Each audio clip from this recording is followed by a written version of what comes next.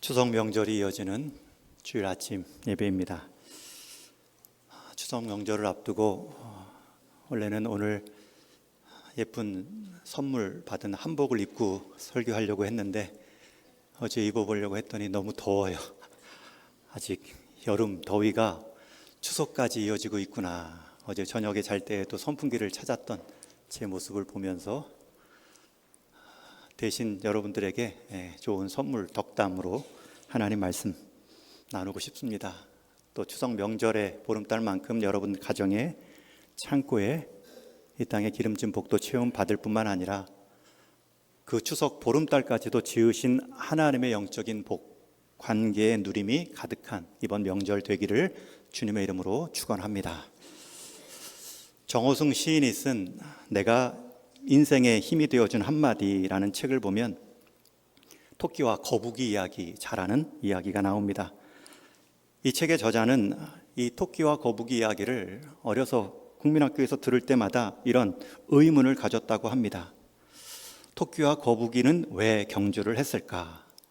특히 토끼를 이길 수 없는 것을 안 거북이는 왜 그 경주에 참여했을까?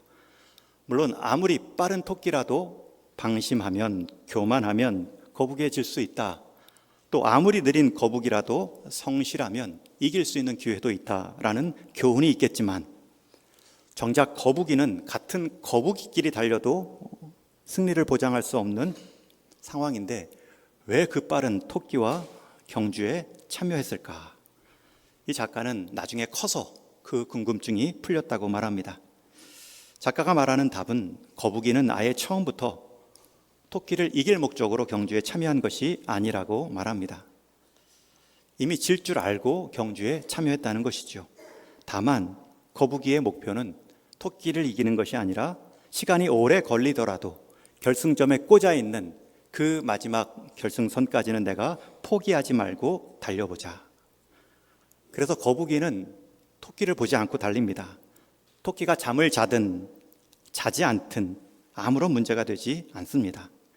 오히려 거북이의 경주 목표는 내가 중간에 포기하지 않는 것입니다. 내가 정한 나의 마지막 결승점까지 아무리 느리더라도 완주하는 것입니다. 그 목표였기 때문에 거북이는 달리는 내내 자기가 토끼가 되지 않은 것에 대해 한탄하지 않았고 토끼가 되려고 애쓰지도 않았습니다. 그런 토끼와 거북이의 또 다른 의미를 작가는 경험했다라고 말하죠. 저는 이번 추석에 우리 성도님들이 가족들을 만나고 친인척들을 뵐 때면 이렇게 거북이와 같이 각각의 존재 이유가 있다는 것을 아시고 우리 가족들을 그대로 인정하고 격려하고 또 축복하면 좋겠습니다. 내 길이 있고 내 하는 지금 모습이 귀하다. 다만 거기에 한 가지 더 붙여 내 인생은 하나님이 관여하는 지금도 하나님께서 지어가시는 걸작품이다. 그렇게 축복하면 더 좋겠죠. 우리 동인의 성도님들은 결코 세상의 가치, 평가대로 우리가 인정받고 살아갈 존재 정도가 아닙니다.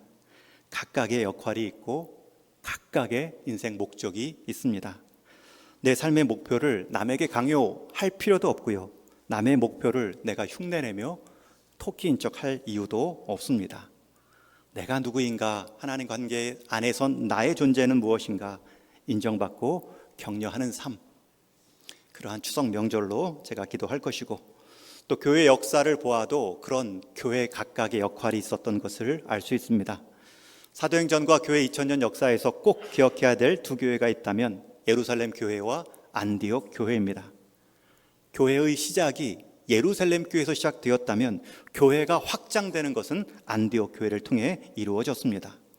밖에서도 복음을 지켜낸 방파제 역할을 어머니같이 예루살렘 교회가 맡았다면 밖에 맡아 흩어질지라도 복음을 이방 땅까지 흩뿌리는, 터트리는 그러한 기폭제 역할을 한 교회는 안디옥 교회입니다. 이처럼 이 땅의 지상교회는 각각의 시기와 자리, 지리적 역할에 따라 감당해야 될 사명이 있습니다. 우리 동인교회가 창신동 동대문에서 감당해야 될 역할이 있습니다. 우리의 길을 가면 되지요. 게다가 이 두 교회는 구별되지만 분리되지는 않습니다. 서로 긴밀히 연결되어 있습니다. 예루살렘 교회 성도들 중에 박해로 안디옥 교회까지 홀로 온 사람들이 이방 사람들까지 세워간다는 모습과 소식을 듣고 예루살렘 교회는 가장 아끼던 일꾼 바나바를 보내는데 주저함이 없습니다. 또한 오늘 본문 이후에 보면 예루살렘 지역에 큰 흉년이 들었습니다. 그렇게 예루살렘 교회의 도움을 받아 세움받은 안디옥 교회는 흉년이 모교회 같은 예루살렘에 임했다라는 소식을 듣고 연보를 보내지요. 자신들에게 보내줬던 그 바나바를 통해서 모아둔 헌금을 보내고 격려합니다. 여러분, 안디옥 교회는 예루살렘 지역보다 더 큰 부유한 로마의 도시입니다. 자기 달란트를 적절한 곳에 흘려 보냈을 뿐입니다. 이처럼 예루살렘은 방파제요, 또 안디옥은 기폭제입니다. 예루살렘이 복음의 시작이었다면 복음의 확산은 안디옥 교회입니다. 각각의 역할이 있습니다.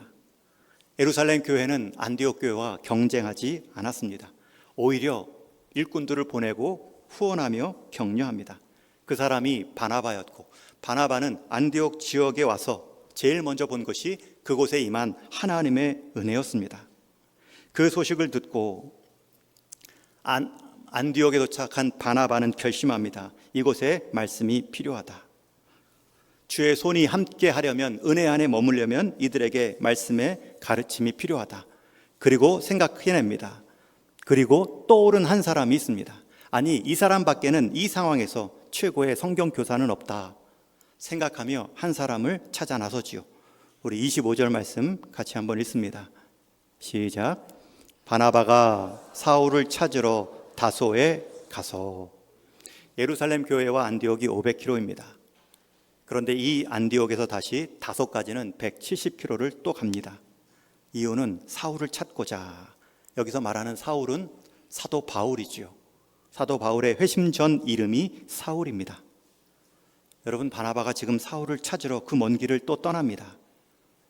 이렇게 떠날 수 있었던 이유는 바나바는 자신의 한계를 인정하는 겸손함, 또 안디옥 교회의 필요를 살피는 목회적 마음, 게다가 바울의 실력까지도 비교하거나 경쟁하지 않고 그가 교회에 필요하다, 그가 말씀의 사역자로서 적당하다, 그러한 함께 세워감의 겸손함이 있습니다. 여러분, 바나바는 안디옥 교회 리더입니다.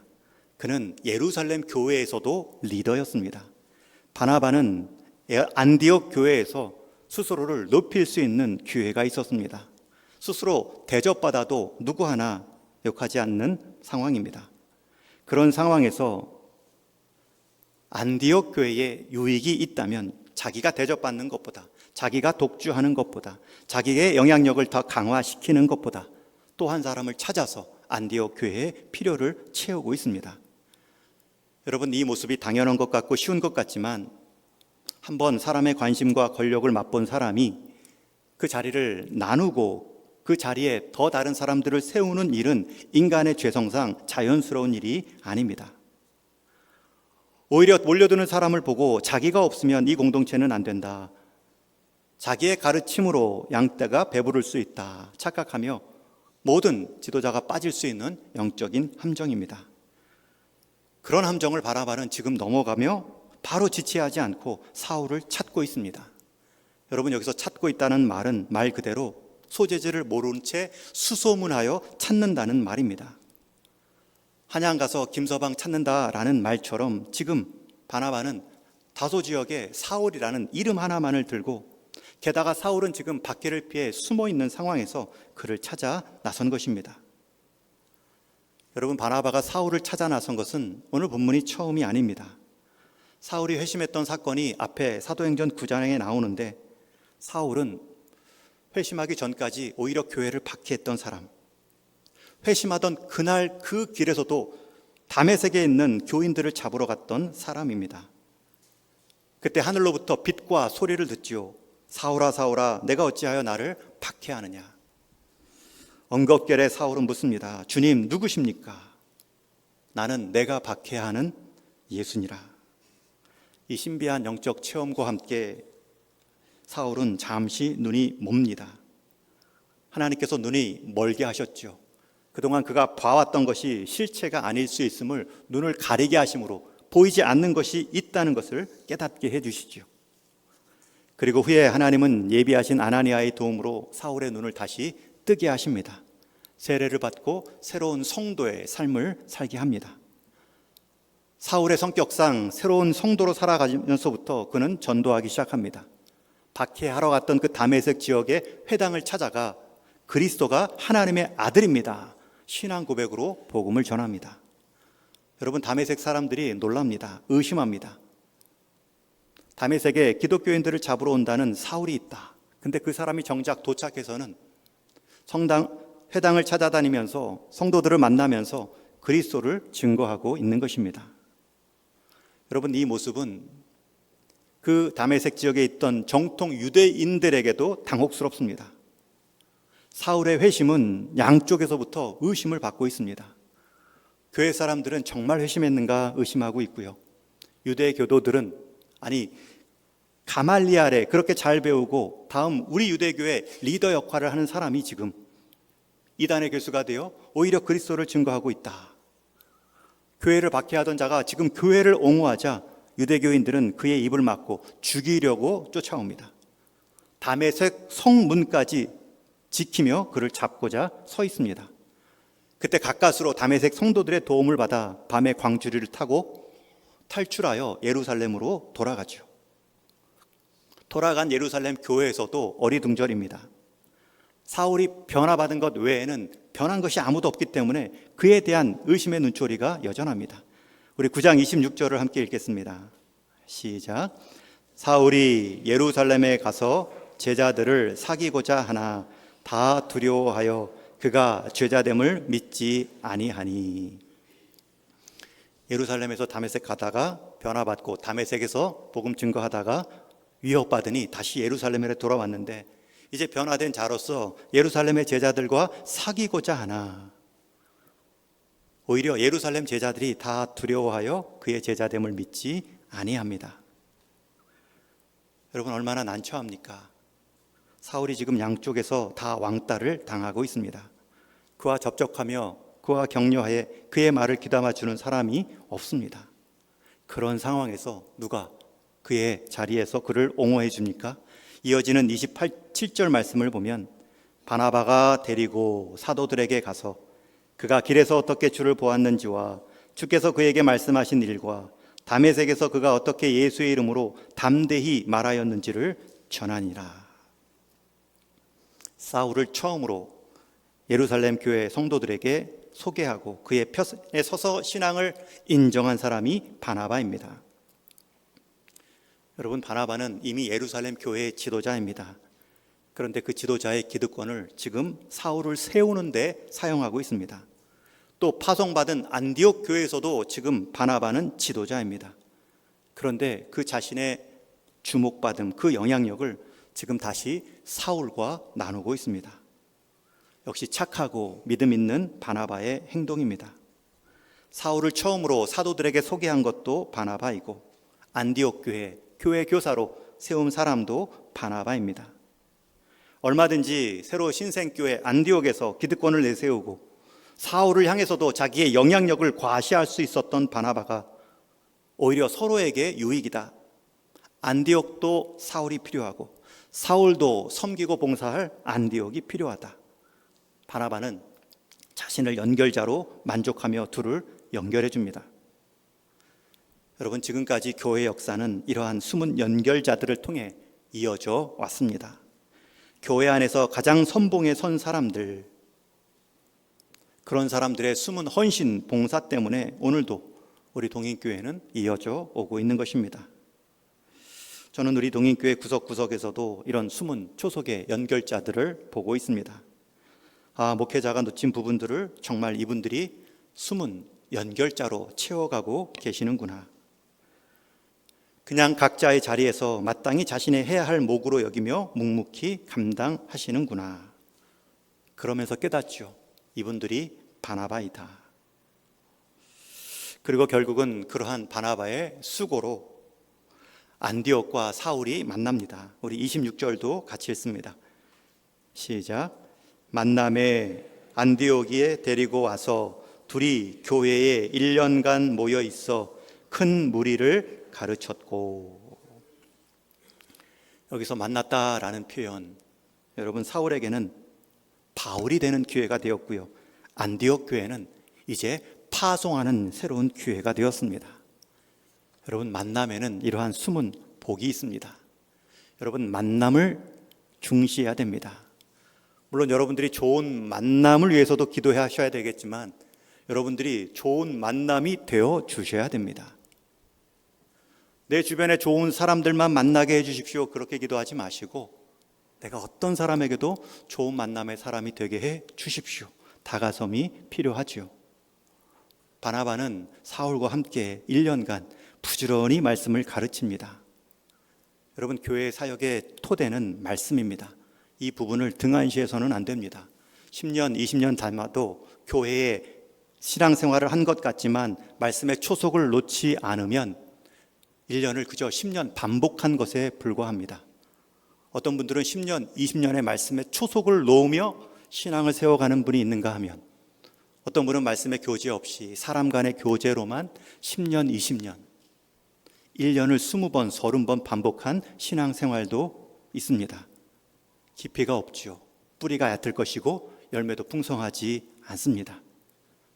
여러분, 할 것이 왜 많이 있지 않겠습니까? 이 흐름을 타고 더 교회를 부흥케 하려는 더 여러 전략들이 있지 않겠습니까? 그러나 사도 바울과 바나바는 있는 사람들 안에서 말씀의 사람들로 세워가려 시작합니다. 교회 모임은 말씀의 모임으로 연결되어야 됩니다.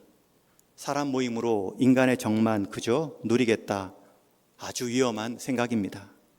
교회는 말씀을 듣는 장소이고 배우는 장소입니다. 내가 정말 다 배웠다고요? 다 들었다고요? 그러면 가르치십시오. 그러면 말씀의 큐티를 서로 소그룹 가운데 인도도 해보십시오. 이 말씀으로, 이 관계로 성도와 교회는 깊어지는 것입니다. 교회일지라도 사람 간의 관계로만, 끈끈한 정으로만 맺어지면 그만큼 큰 시련을 맞게 됩니다. 사람의 정만큼 얄팍한 것이 없기 때문입니다. 말씀의 관계로 토대 세우지 않으면 언제든지 끊어지고 흔들리는 것이 사람의 모습입니다. 그래서 말씀의 수고를 부지런히 하셔야 됩니다. 여러분, 미국의 폴 워셔라는 말씀 강사는 말씀의 강조를 이렇게 비유합니다. 여러분들이 만약에 한 회사에서 한 중역으로 성공하고 더 많은 연봉을 받기 위해 이 회사가 정한 매뉴얼 하나만을 잘 이해하고 완벽하게 풀어낼 수 있다면 여러분들은 더 높은 진급과 연봉을 보장받습니다. 여러분, 그 약속을 받은 회사원들이 어느 한 사람도 빠지지 않고 그 회사 매뉴얼을 밤낮으로 공부하고 붙들고 씨름하겠죠. 그 회사의 가치, 방법, 확장, 이런 말씀의 토대로 그 가치를 책에 두겠죠. 하물며 한 회사의 부흥 정도가 아니라 한 인생, 한 영혼, 하나님 나라의 원리와 하나님의 은혜 해법이 들어있는 이 말씀에 대해서 우리가 어떻게 무시하고 무지할 수 있느냐, 폴 오셔는 말합니다. 여러분, 회사 매뉴얼만 받아도 진급하고 연봉이 있다, 세상은 강조하지만 하나님 말씀은 우리 인생 가운데 변함없는 불변의 약속의 말씀으로 우리 인생 매뉴얼을 인도해 가고 계십니다. 신앙생활을 해도 늘 찾아오는 권태감이 있을 수 있습니다. 내 신앙이 지금 옳은 길을 가는가? 여러분, 그러한 마음이 들 때마다 풀어낼 수 있는 유일한 탈출구는 하나님의 말씀의 자리로 돌아오는 것뿐입니다. 그 말씀 안에서 하나님과의 나와의 관계를 확인하고 나의 하나님을 향한 가치를 바로 보는 것입니다. 안디옥 성도들은 두 탁월한 교사들로부터 1년간 말씀의 지도를 받습니다. 그 결과 이런 호칭을 받죠. 이어지는 26절 하반절을 같이 읽습니다. 시작. 안디옥에서 비로소 그리스도인이라 일컬음을 받게 되었더라. 교회 2000년 역사, 앞으로 주님 오실 때까지의 교회 역사에서 가장 아름다운 호칭, 비로소 그리스도인이라 일컬음을 받게 되었더라. 그리스도인, 크리스톨로이, 헬라어로는 그리스도 안에서 보호받고 그리스도께 충성하는 자라는 뜻을 갖고 있습니다. 여러분, 이 그리스도인, 그리스도를 따르는 자로서 보호받고 충성하는 자라는 표현은 이 당시에 신생어가 아닙니다. 그 이전에는 가이사로이라는 표현이 있었습니다. 가이사 안에서 보호받고 가이사한테 충성했던 황제의 사람들이라는 뜻입니다. 또 헤로디안 노이라는 표현도 있었습니다. 분봉한 헤롯의 사람들, 헤롯에게 목숨 걸고 헤롯의 편에 선 사람들이란 뜻이죠. 다 그렇게 누군가 추종하고 그 추종한 대가로 무언가를 받는 사람들이 있는데 이 사람들은 좀 독특하다. 이들의 모임은 조금 다르다. 그리고 일컫는 말이 그리스톨로이, 그리스도 안에서 보호받고 그리스도께 추종하며 충성하는 사람들. 여러분, 이들이 얼마나 성경 공부를 잘 했는지 그 결과를 알 수 있습니다. 하나님 말씀을 공부하고 하나님 말씀에 깊은 사람은 그리스도를 닮은 결과를 내게 됩니다. 하나님 말씀을 공부했는데 하나님 말씀에 풍성한데 그리스도가 나타나지 않으면 잘못 배운 것입니다. 여러분, 성경의 주조가 그리스도 안에서 우리에 향한 구원, 은혜를 보여주는데 그 그리스도를 닮아가는 것이 성경의 목적인데 하나님의 말씀을 풍성히 임하고 누린 사람들의 특징은 주변이 먼저 합니다. 그리스도인이라 불러줍니다. 여러분, 그것이 우리의 정체성입니다. 남아프리카 잠비아에 바벤바라는 종족이 있습니다. 이 부족은 다른 아프리카 수많은 부족에 비해 범죄율이 낮습니다. 특히 반사회적인, 반가족적인 범죄의 재범률이 훨씬 낮습니다. 종족학자들이 이 종족을 궁금해하고 연구합니다. 다른 똑같은 아프리카 환경에서 왜 이 종족만은 이렇게 범죄율이, 그것도 죄범죄율, 가족과 반사회적인 일들이 낮을까? 그리고 내린 결론이 이 부족만의 특별한 재판 때문이다 말하죠. 이 부족은 재판의 방법이 이렇습니다. 누군가 죄를 범하면 며칠간 그를 마을의 중앙에 세워둡니다. 그게 벌이에요. 그런데 마을 사람들은 그 중앙에 서 있는 한 사람을 보며 지나가며 한마디씩 던집니다. 저에게 지난번 먹을 것을 줘서 감사했어요. 저에게 지난번 웃어주어 힘이 되었어요. 우리 아들 다쳤을 때 있어줘서 고마웠어요. 결혼할 때 축하해줘서 큰 기쁨이었어요. 마을 중앙에 범죄에 서 있는 사람을 향해 비난이나 돌을 던진 것이 아니라 범죄를 저지른 사람의 과거의 미담, 선행, 장점 등을 이야기해 주는 거예요. 이를 통해 과거에 착했던, 과거에 선했던 그 사람을 깨닫고 세 사람의 결심을 마지막 축제로 재판을 마치는 것이 이 부족의 재판 과정입니다.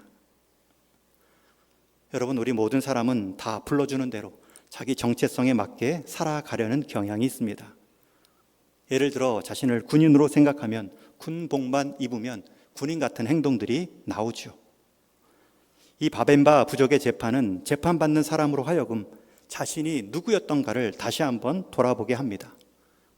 그 삶의 과정에서 일순간의 범죄로 인해 망한 것이 아니라 이전에 그 선행을 더욱 격려받고 그러한 삶으로 가도록 정체성을 일깨워 주는 것이죠.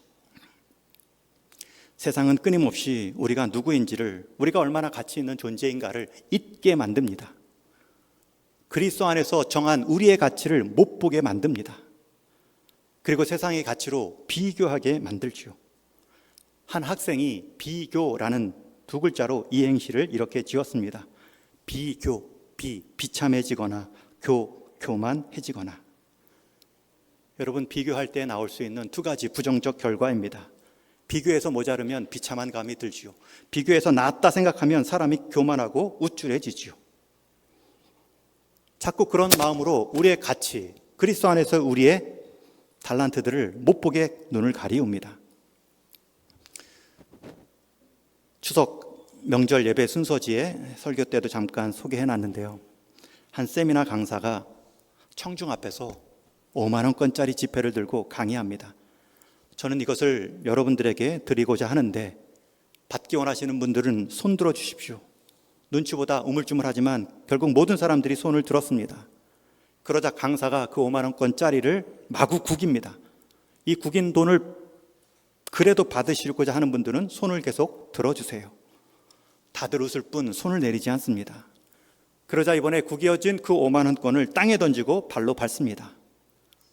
그리고 마지막 한 번 더 묻지요. 이제 돈이 더러워졌습니다. 그래도 갖기를 원하시는지요? 청중은 한 사람도 손을 내리지 않습니다. 여러분이 만약 그 강의에 한 청중으로 계셨다면 어떤 반응이시겠습니까? 우리 역시 똑같이 손을 내리지 않겠죠. 이유는 한 가지입니다. 비록 구겨지고 더럽혔을지라도 그 돈의 가치는 상실되지 않았기 때문입니다. 여러분, 우리가 인생을 살다 보면 세상 가치 기준에 의해서 때로는 내가 얼룩지고 구겨지고 상처받을 때도 있습니다. 하지만 이런 순간에 우리가 잊지 말아야 됩니다. 하나님 안에서, 그리스도 안에서 변함없는 나의 가치, 하나님이 아들을 주시기까지 새로운 삶에 대한 소망을 갖고 있는 한 생명, 힘들고 지칠 때마다, 인생이 구겨지고 버려지고 밟혀진 것 같을 때마다 우리의 정체성을 기억해 내셔야 됩니다. 여러분, 그 5만 원권짜리도 한국은행 조폐공사에서 찍은 권한이 보장해 주는데, 하나님께서 우리를 향한 그 가치는 세상 누구도 변할 수 없는 하나님의 아들의 희생의 가치로 우리에게 도장 찍어 주셨습니다. 세상은 서로 비교함으로 비참해지거나 교만해지지만 하나님은 저와 여러분을 이 땅에 비교 불가능한 유일한 걸작으로 만들어 주셨습니다.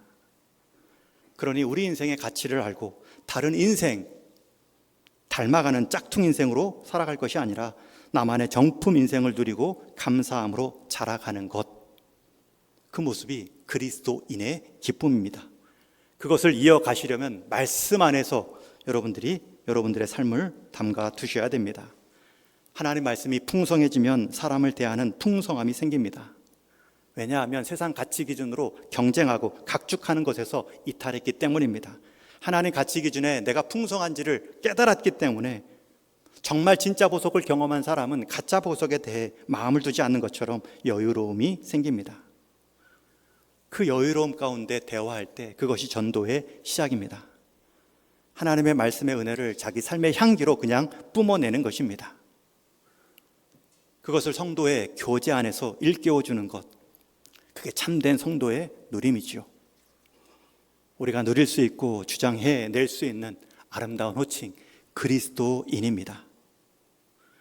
이번 명절에 여러분들 그렇게 모든 관계, 만남 안에서 축복해 주시고 하나님 안에서 예비된 그러한 귀한 존재임을 일깨워 주시는 삶, 우리가 하나님의 말씀을 듣고 배워서 얼마나 내가 존재의 가치가 있는가를 깨달았다면, 나 같은 사람도 구원하시고 이렇게 만들어 주셨다면 하나님은 또 한 사람 그렇게 예비하고 만들어가는 일에 후하시다.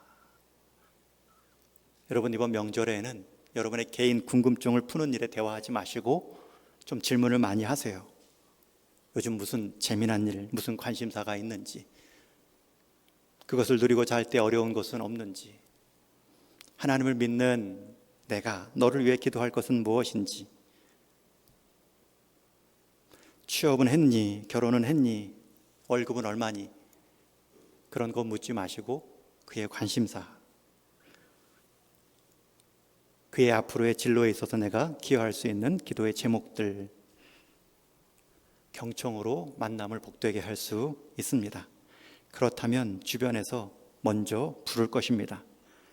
안디옥에서 비로소 그리스도인이라 일컬음을 받게 되었더라.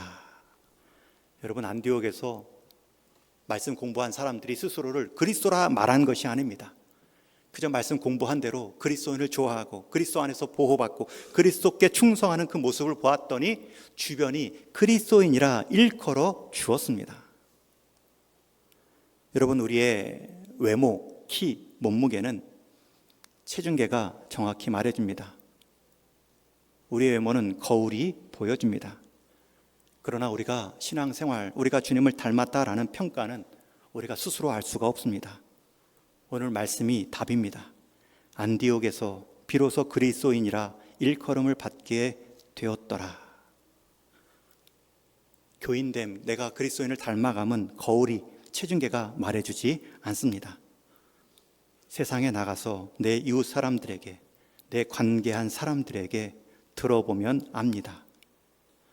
내가 그리스도를 닮았습니까? 라고 묻기 전에 그들이 먼저 말할 것입니다. 당신은 그리스도가 중요하군요.